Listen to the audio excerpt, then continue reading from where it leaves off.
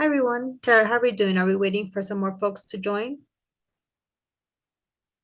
Yeah, I think about half of the crew is here.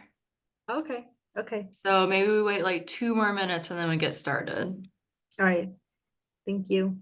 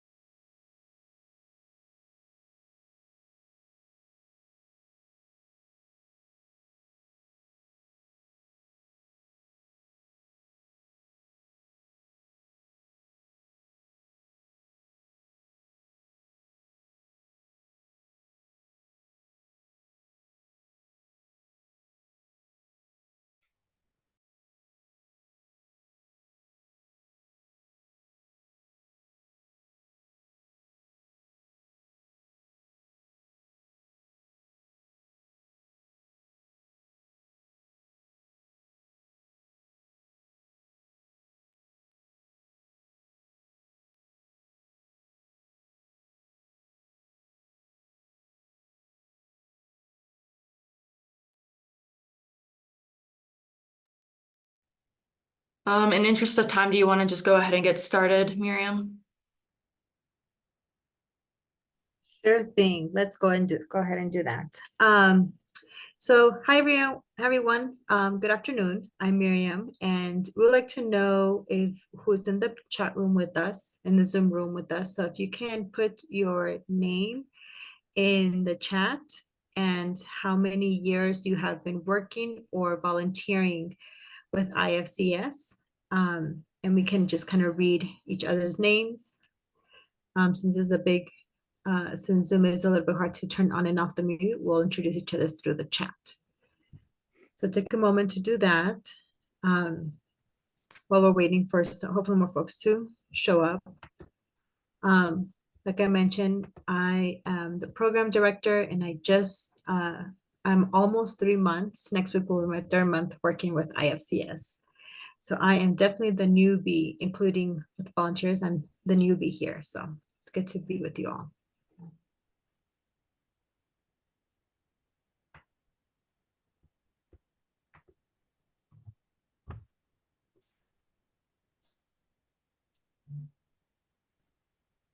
So as we are introducing ourselves on the chat box, I want to welcome you all to this workshop that we're doing. And I like to start off by saying that this is a learning space.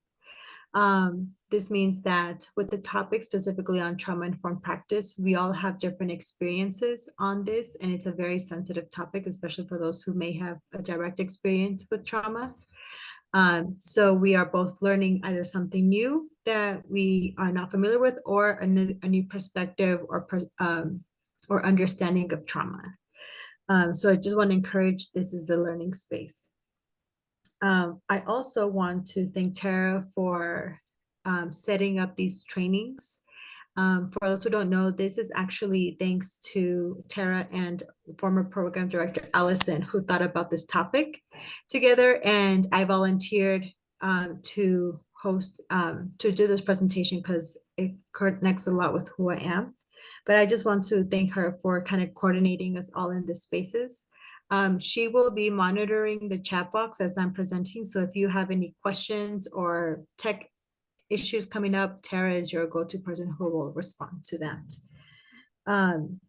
And throughout the presentation, there'll be something that you may have a question or comment on, and I'd like for you to hold them until there's space to create that. But if you forget, if you don't want to forget your question or comment, you can put it in the chat box and Tara will make sure to note of it.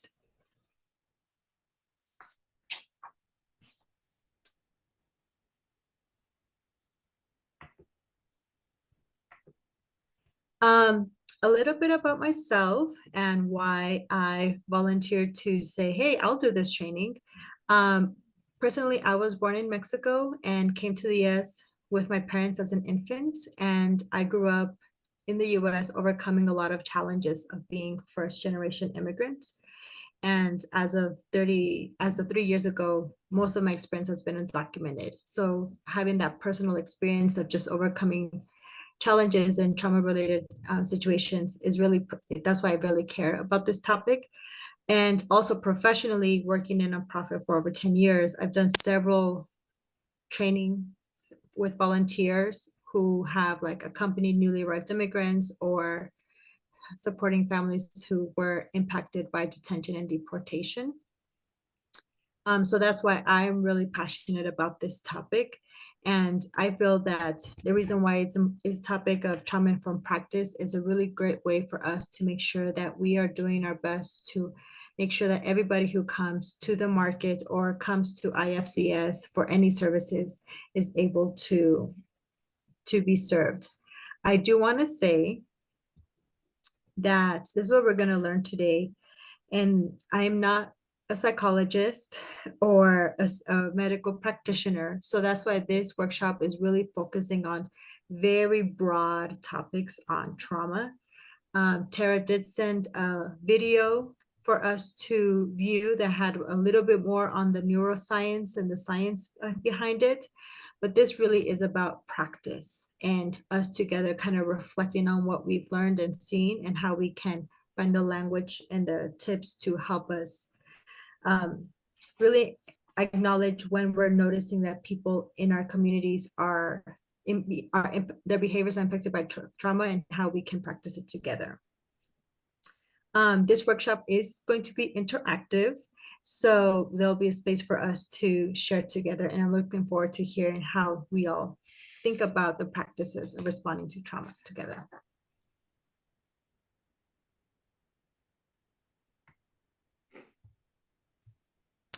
So I really like this definition of trauma because it says the experience of real or perceived threat to life or body integrity causes an overwhelming sense of terror, horror, and hopelessness or fear. Um, this is a definition from a training that some of our staff here attended. I just forgot the name of the institute that gave the training. But I really like this definition because I think it has a really good umbrella to encapsulate how it's really easy for us to have different experiences and understandings of what trauma is. I really like the fact that it says real or perceived. So it's very anywhere in between, how a person can have a real life encounter of feeling so much fear in many different ways in their lives. Um, and I also want to add to this too, that is sometimes overlooked, but it's important to mention, and I'll discuss a little bit later, is the topic on vicarious trauma, which is also known as secondhand trauma. So when there are folks directly supporting people who are going through traumatic experiences, we can also, as helpers, kind of experience some of that overwhelming of fear or helplessness. So I do want to include that in this umbrella topic of trauma. So I would like to invite anyone who wants to put in the chat, or if you would like to turn on your mic for a quick second, and I would like to hear in the what comes up for you when we discuss trauma on the term trauma. So again, put it, you can either write it in the comment or you can turn on your mic, but I just want to hear what everybody's experiences and understanding is on just this topic.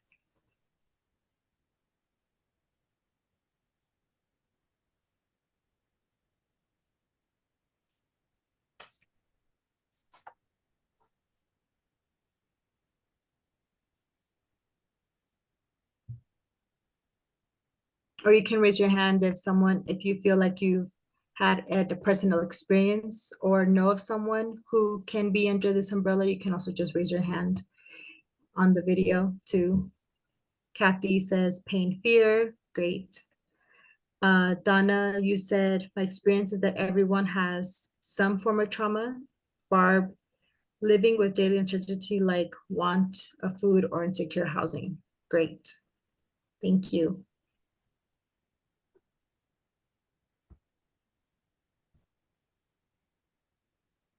Diane also shares, when I hear trauma, the term for her, it's life altering. That's very true. Um, these are all really good understanding, and that's why I wanted to just start off that there is not one way to perceive it or experience it. And in fact, the folks, it's very important to just understand the prevalence of trauma that we encounter of the people that come to the market at IFCS. So I did a couple of just a little bit of research on some of the topics.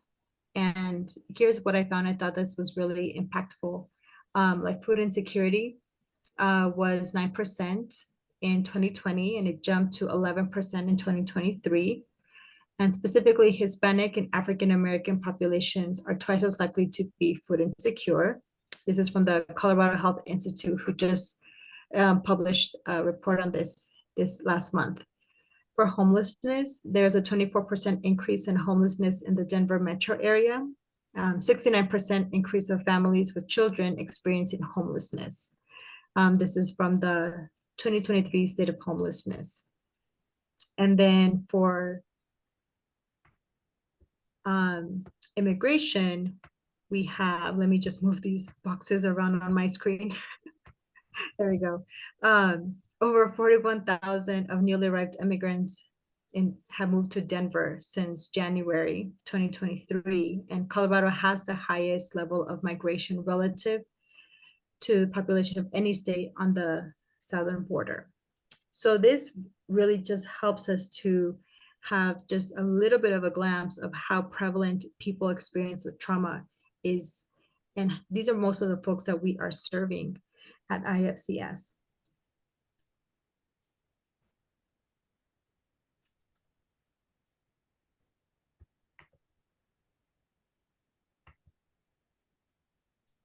Now, because it's such a common experience, which is very unfortunate, we want to make sure that we're learning to understand how it impacts people's behavior, what causes it, how it can be recognized.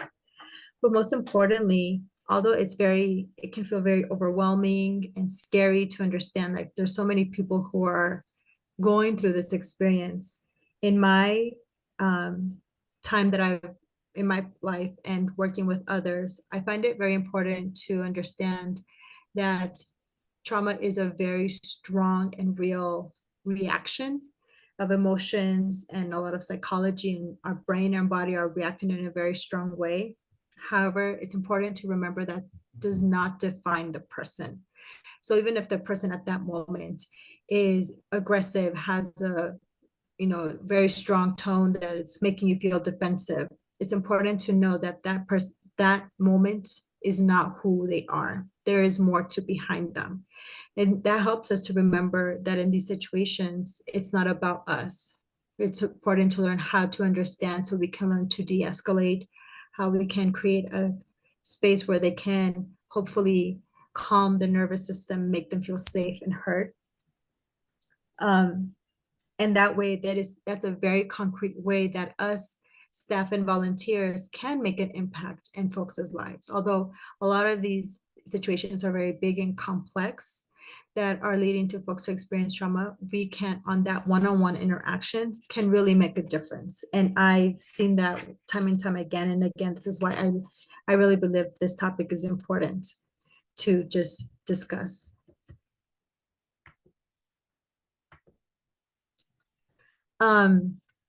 We're going to talk a little bit about how behaviors are a consequence of triggers, which are signals that act as the signs of possible danger based on historical traumatic experiences, and which lead to a set of emotional, psychological, and behavioral responses that arise in the service of survival and safety. And there's a really great website on the University of Buffalo that really dedicates to helping service providers understand trauma-informed practice. So a lot of my information came from here, but I really do like this, is that for us, when we are thinking about practicing, is how can we make sure we're creating a space where it doesn't re-trigger, or some folks say re-traumatize the people. And of course, we cannot control every factor because just we don't know what a person went through that can cause that trigger. Nonetheless, it is important that when something like that does happen and we're probably observing someone being triggered something, we are quick to respond, not to react. How do we respond? Can we do to make sure that this person is being able to have a space to process that, but also take care of others and ourselves when we're experiencing that. So here are just some behaviors that occur when a person is being triggered. And these are very general and broad.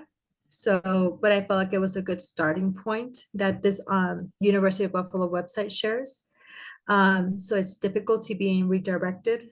For example, if you ask somebody you give an instruction to someone and they just didn't capture it at all, or probably got more confused. Strong emotional or physical reactivity, difficulty calming down after an outburst, can't let go of grievances, or, and sorry, rejecting support from others. So these may feel very similar to also what we think as fight, flight, or freeze when a person is stressed. So there is overlap, but we just have to remember that when a person is being triggered, their reactions are heightened, and for them, it's a real threat.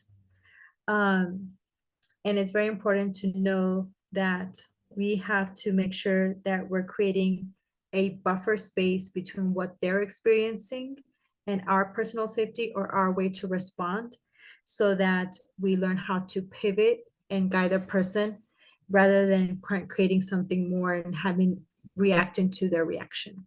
So the practices that can help us respond in a safe way to a person who's processing an emotional trigger is safety, making sure we're providing some crowd management to maintain a calm environment. If someone is being upset and is being raising their voice, make sure there's other volunteers who are making sure things are being calm for the rest of the folks. Creating some emotional safety, that it comes from kindness and compassion.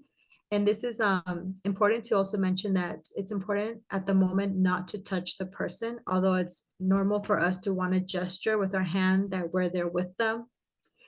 Nonetheless, sometimes touch can also create another trigger. So it's just good to still respond with kindness and a calm tone as a way, and really look at their gaze and offer a compassionate body language instead of touching. Creating trust, we really want to make sure that we are sharing, and we are being transparent with our market policies, right? For some folks, it's really important that they're being treated fairly and equitably. It's a very real experience of trauma for someone who's being discriminated. So that's important for us to really focus on as that practice, by not giving any discrimination or preferential treatment to others. We also want to do the practice of collaborating, inviting the participants to share their feedback and suggestions. There's a comment box downstairs in the market. So if someone really has a strong thought of or a suggestion or opinion of how things should be going, we can always invite them that so they can feel like they're being heard. Empower, make sure they allowing the person to make their own choice. For example, Tara, when she trains volunteers at the market, always tells them to allow the person to choose the food and to even like take the food for themselves rather than giving it to them, to encourage that they have that sense of agency, at least in what they can choose at the market, and provide accurate information. All the information, the resource navigators do a good job of providing information on resources that are vetted and that they're true, so people can make an informed decision on their own. And this last one actually comes from me, and it's curiosity, and really approaching every encounter that we have with a curiosity mindset. Instead of asking, like, why did that person do that, with a judgmental tone, we want to think about, what did this person experience that leads them to have this behavior or this trigger?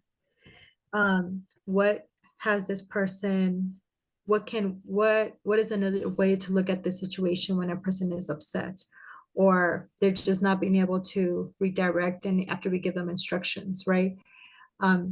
These are all practices that we can do together to make sure that we are observing, and how we're responding to behaviors. And so now we're going to go into a group discussion on two case scenarios.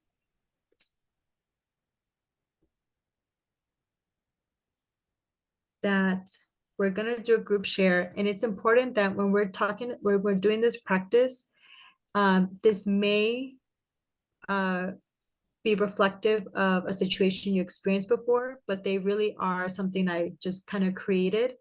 And the focus of this is really thinking about what are the behaviors we're observing and what practices can we use in the situations. So I'm going to go back just one more time so we can all look at the behaviors again. So when I'm asking the question, like, what are behaviors we are observing? This is what I'm referring to these examples that I just shared. And then when the question is, what practices do we want to do? This is what I'm referring to this slide. You know, what are some practices that we can do to respond to the situation?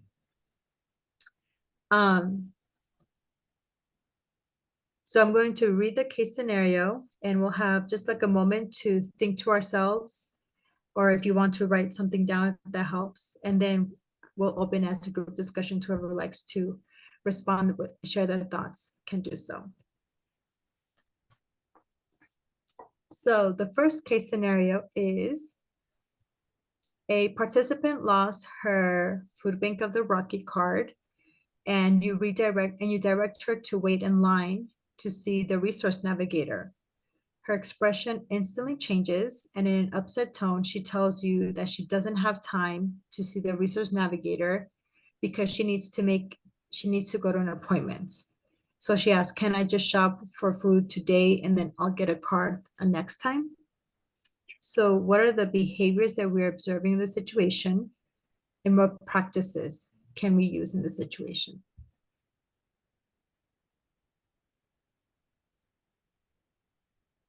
And then I also listed all of the behaviors and practices in the chat, if anyone wants to refer to that. Smart move, thank you.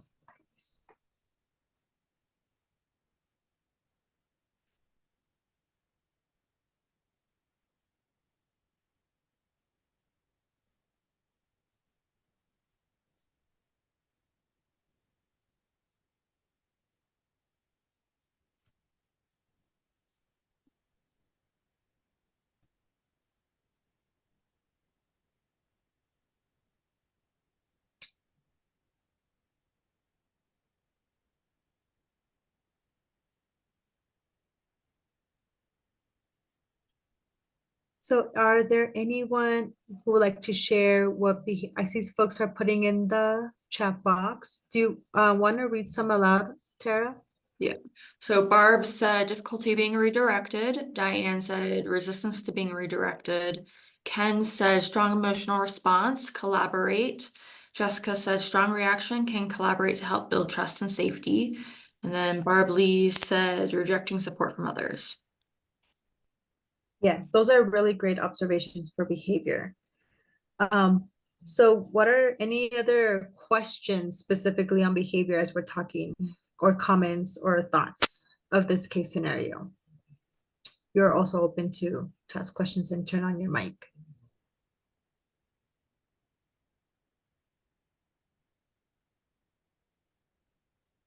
Well, I guess none of us really know why they're so upset that day. This is Barb Lee, sorry.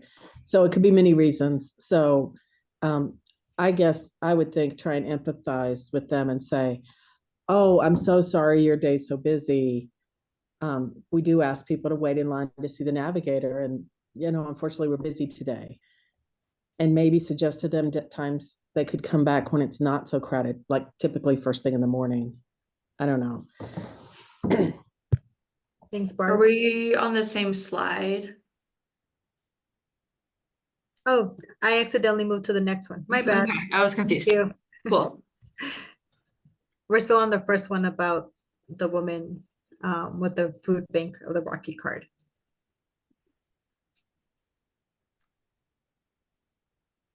Yes. Any other questions or comments? John said, try to make them know that you care. Yeah. So we're talking about practices now. Yeah, that we do care that they're um in a pickle, right? With time and appointments. We've all been there at some point, so we can definitely empathize that way. Heather said, reassure the client that this is standard procedure and that she is not being targeted. Mm-hmm. Yes, and that also came up in the last session. Someone used the terms like, there's nothing wrong about you, it's just the count needs to be updated. Because sometimes also to kind of make them not feel like it's about them specifically, that we're asking them to come back or go wait in line. It's about the system and this is what we're doing. So I like that language to kind of help them feel like it's targeted, if that's how they're processing the situation at that time. Great. And I just wanted to bring in the one thing that we've also talked about in some of the other trainings is technically, we can also do an anonymous visit, but we prefer to have that be last case scenario if they're really unwilling to wait or come back on another day. Yes. Yes. At the food bank, not the food bank, sorry, at the market, we really, if someone is really needing food and just at that moment, we want to just still help them with the food. And the logistics, we can figure it out. So, and we also ask the volunteers to also make sure that we're asking help from the staff, right? That it's not just on you to figure out what do I do, that it's really important for the staff to come in, address the situation, and really see how we can manage any type of situation where a person is really, I need to get food now, and the logistics are just something that's really hard for them to do at that moment. Eric said, ask when it'd be more convenient for her to meet with a navigator. Barb said she wasn't aware of anonymous visits. And yes, anonymous visits are usually last case scenario that staff is usually taking care of.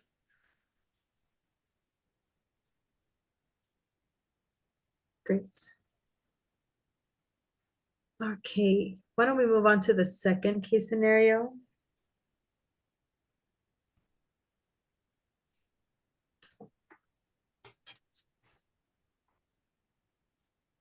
Gloria said, what do you mean by anonymous? So there's just a Oh, feature in good question. the database where we can put in an anonymous visit and then we will record the family size within that.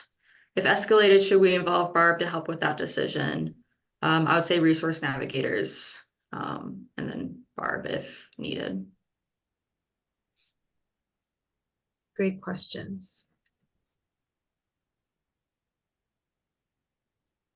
Okay. The second case scenario and the same questions go. You are guiding a participant through the market, and she doesn't want to take the pork or the beef that is available today. She turns to you and asks abruptly, where is the fish? You mentioned to her that there's no fish available today, this week. And she starts to cry, why don't you have fish? I came all the way because you are the only place that has fish, and now you don't. There's a line starting to form behind you and the shopper, which means that you need to find a way to move forward so the line doesn't get stuck. So that's the situation. What trauma behavior are you observing? And what practices can you use in this situation?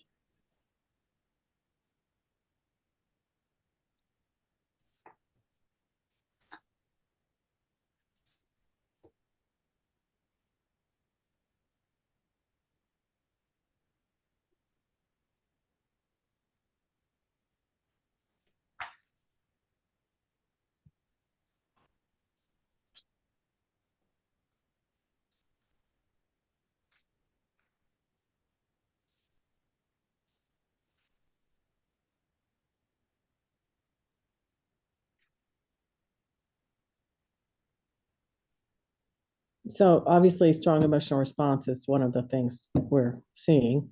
Mhm. Honestly, if I was there and there really was a backup, I might say, can we go over here with your cart and talk about this and let the other people pass? Do you know what I mean? And Mhm.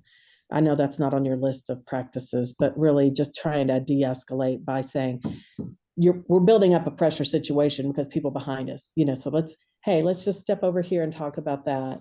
And at that point, you could explain to them, we have different foods all the time. We can't control what's here. I'm sorry, we don't have fish today. We're really encouraged not to tell people when deliveries happen. We're encouraged not to tell people what food's going to be there. So as a volunteer, we are pretty helpless about saying, if you come back next Monday, there'll be fish. We don't know. And I think that's good. But I know that, it's hard for us to really give a lot of information. Yeah, that's right. In the chat, Jessica said strong emotional response, difficulty calming down, and maybe a hard time letting go of grievances. Eric said strong emotional reaction, crying. Ken said strong emotional physical reaction, difficulty calming down after an outburst. And then for practices, collaborate to see if we can talk on the side. Jessica said offer other food banks they can go to or call to see who might have fish. Diane says empathy seems like it would be really important here. Mm-hmm. Mm-hmm.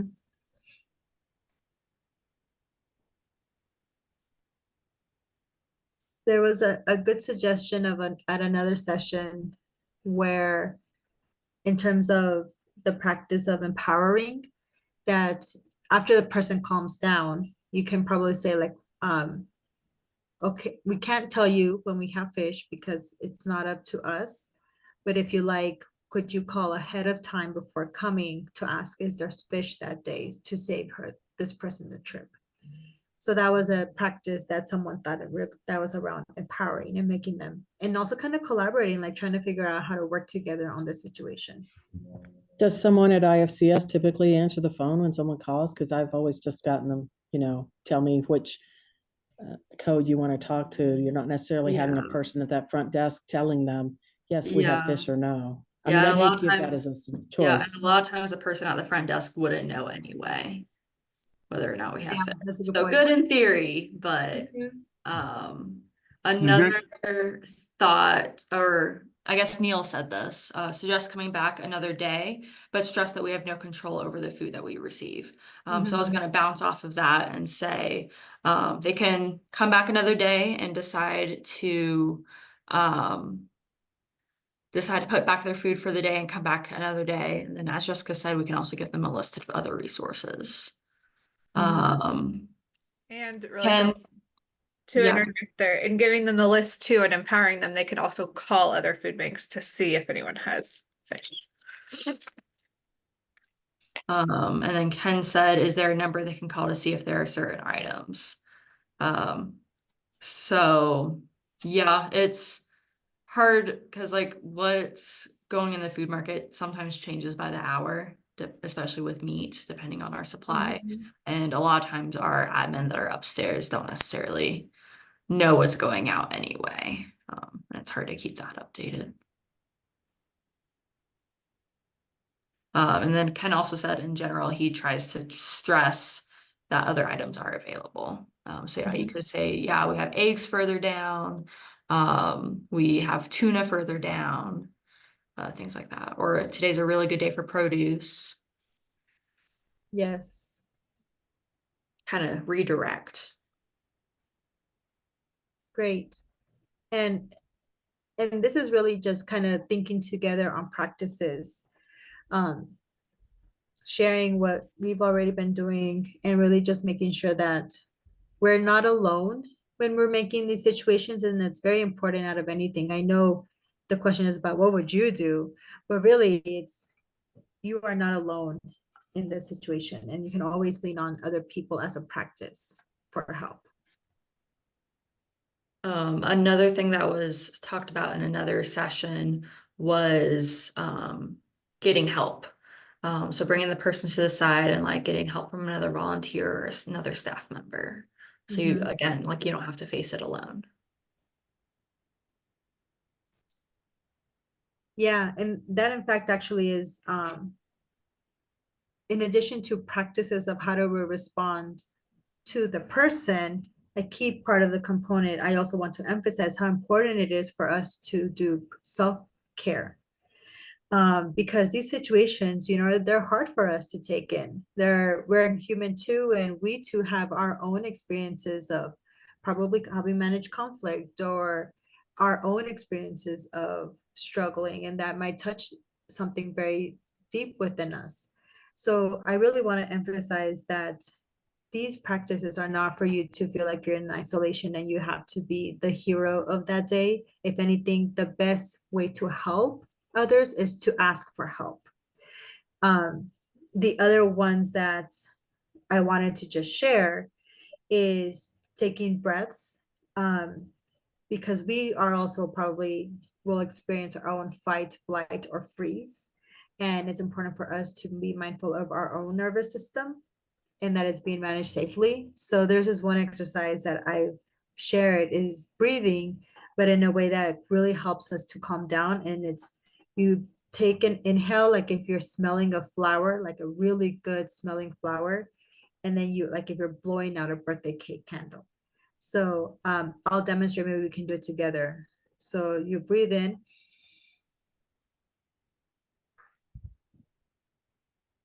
So if you want to do it on your end, and you're supposed to hear yourself breathing in and blowing out.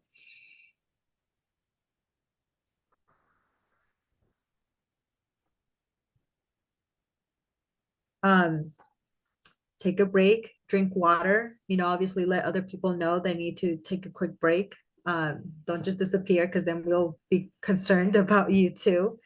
Make sure you're taking time for yourself to recollect that experience. Talk to someone that you trust. I hope that the staff here is a place that our group that you can trust to process that situation. But even though at home, if you have, or friends, these situations are hard, and they really, because we're a group that really cares, it could really challenge us. So find someone to process that situation. And more than anything, let us learn from the experiences.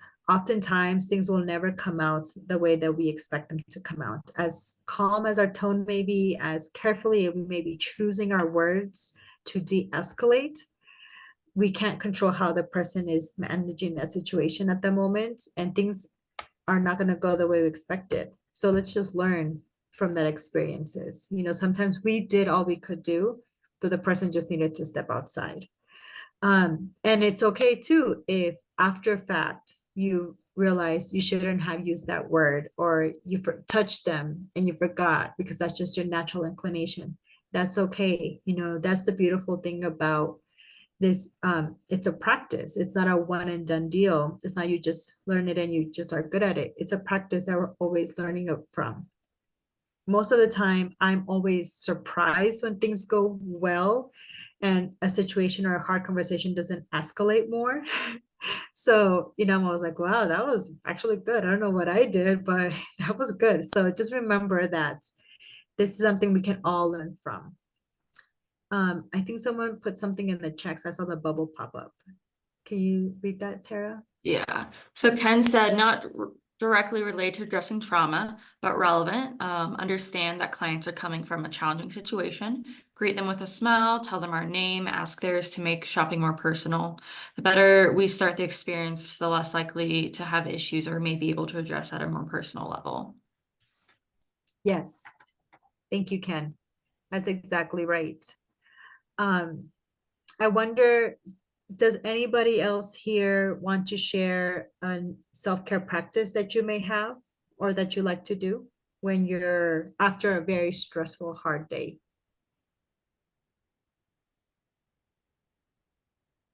Can I just interject? I'm sorry, just one thing, and we're talking about trauma. And keep in mind too that some people can just be rude. Trauma may not even have anything to do with what's going on here. They're just rude.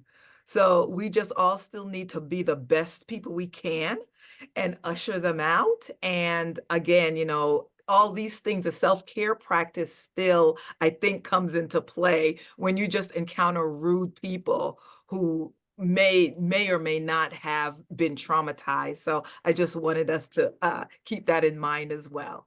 Yes, thanks, Sandra. And that's actually a point I forgot to mention in this first case scenario about the person who was in a rush.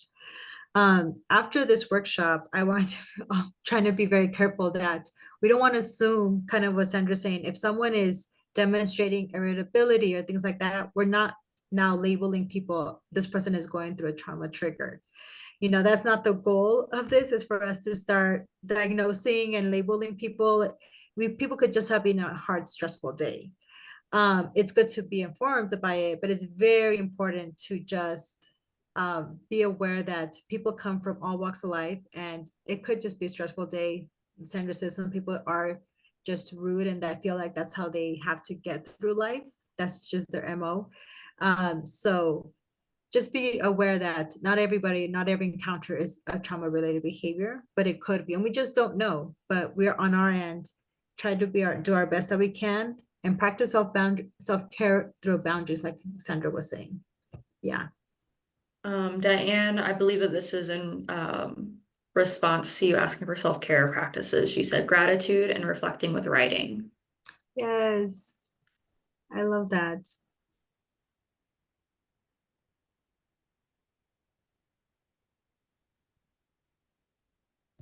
Ken said taking care of ourselves outside the market so we can be more positive when at the market. Mm-hmm. Mm-hmm.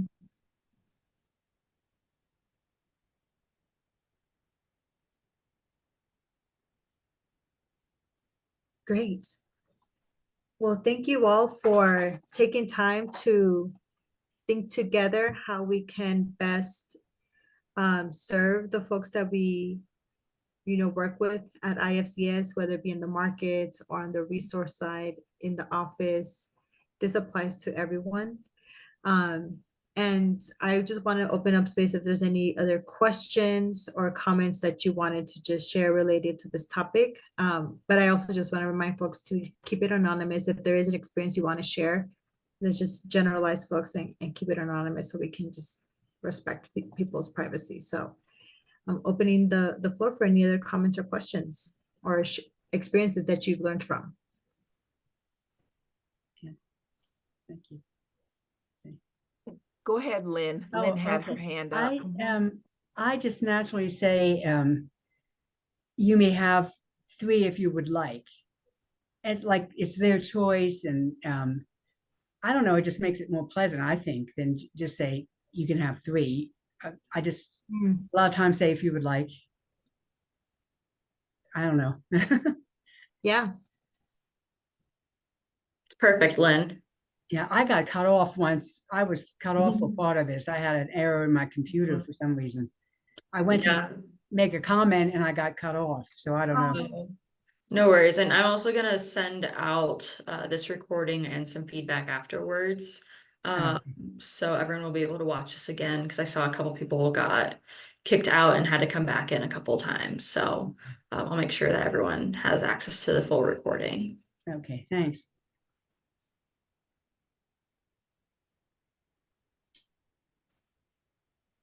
There's a lot of wisdom in this room. Any other practices or experiences that you want to share with the team? I guess I would say right now we're to ask everybody for an identification ID card. And I've noticed the bulk of people who look like they're immigrants, immediate answer is no, I don't have it. No, I don't have it. And I can't blame them. I mean, we're hearing a lot of rhetoric from politicians, we're going to deport you. We're going to send you home. Of course, I don't want to show you my passport. And so I typically just say next time. That's what I've been saying. Next time, bring it. Or Proxima Vest, because I've been told that's appropriate in Spanish. And I mean, I get a bit of a mixed signal. Like, we want to have this record. The federal government's told us we need to have it for TFAP. But how much do you push it? Because to me, you might just be triggering someone by asking for that. That to me is the most awkward part of checking people in. Asking for their food card is not hard, but saying, oh, and I have to have an ID, that's, I don't know, that just seems triggering, and I'm not triggered by that. So Yeah, I think your response is perfect, Barb. We're not going to push it too terribly hard. We're not gonna deny people food because they don't have their ID on them or they don't want to show their ID.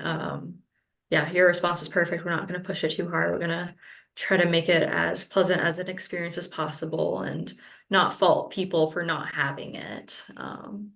Because everyone has different reasons for why they might not have one on them. Right. And just to be clear, I think some of these people do have it, but They I'm not going to just be the don't one to wanna- say, well, go back to your right. car and get it, Yeah. or you Yeah. have to show me your passport, because that right there is showing me you're probably not a US citizen with a driver's license. I mean, that's kind of, yeah, sorry. And Barb, just to clarify the policy, the folks that we get TFAP from the USDA, they want us to ask. So we're like, okay, we'll ask, but as long as we do our due diligence and say it, we can say, yes, we've followed your policy, and they'll bring it in next time. So good job on that.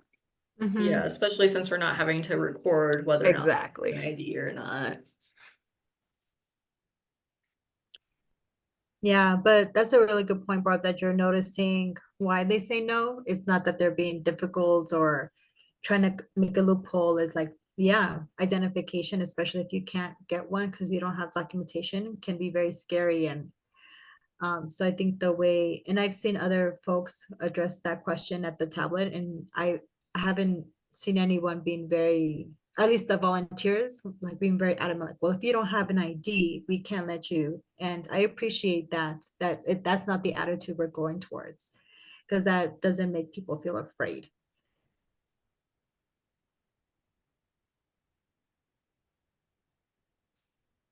Any other experiences folks want to share?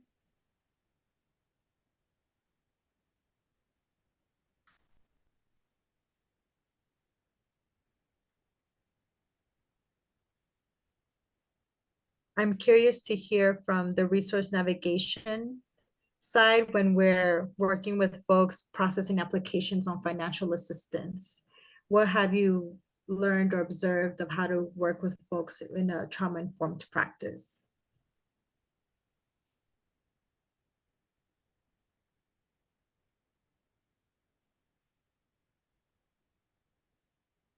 I mean, we have a lot of different situations come up with that of, because we ask for a lot more documentation, they have to have proof of employment and different things to qualify for our financial assistance programs. And so there can be pushback on those types of things, or just not understanding if they're unemployed. We accept just a handwritten letter. And so I think when they have pushback, the best thing is just to give the options of what we do accept, and try to kind of understand where they're coming from. Yeah.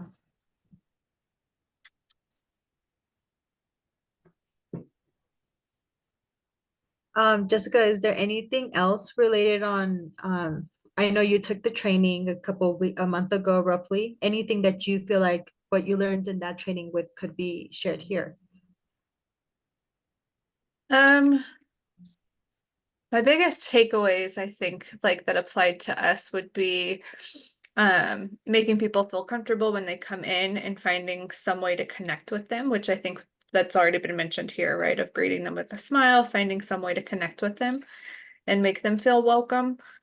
And then giving as many options as possible and letting them kind of have that empowerment, which I think we do a great job of in general, just because of the nature of the market, of them being able to choose what they want and things like that. So I think those were the biggest takeaways, and we've like met in groups, and that was some things that were difficult for other organizations, but I think those are areas that we actually do pretty well with.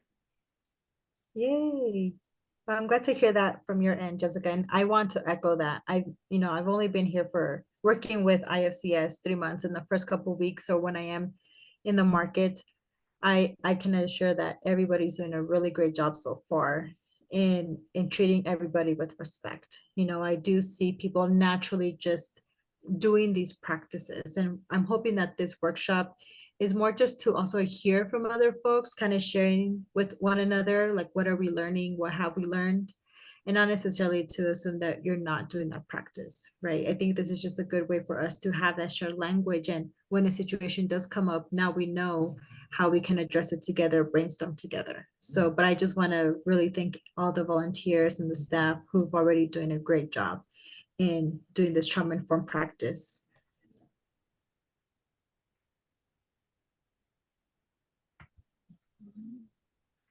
All right. If there are not any more questions, I think that concludes our workshop for today. Thank you again for taking your time this afternoon to be with us. Tara will send out the recording, and then I will also, and Tara also has a copy of the PowerPoint. So if you like that too, we can give that to you as well. And then I'll also send out a Microsoft form for feedback. Yes, that helps us to know how we did and what we can do next time. Thanks, everyone. Have a good day. You too. Yeah. You. Thank you.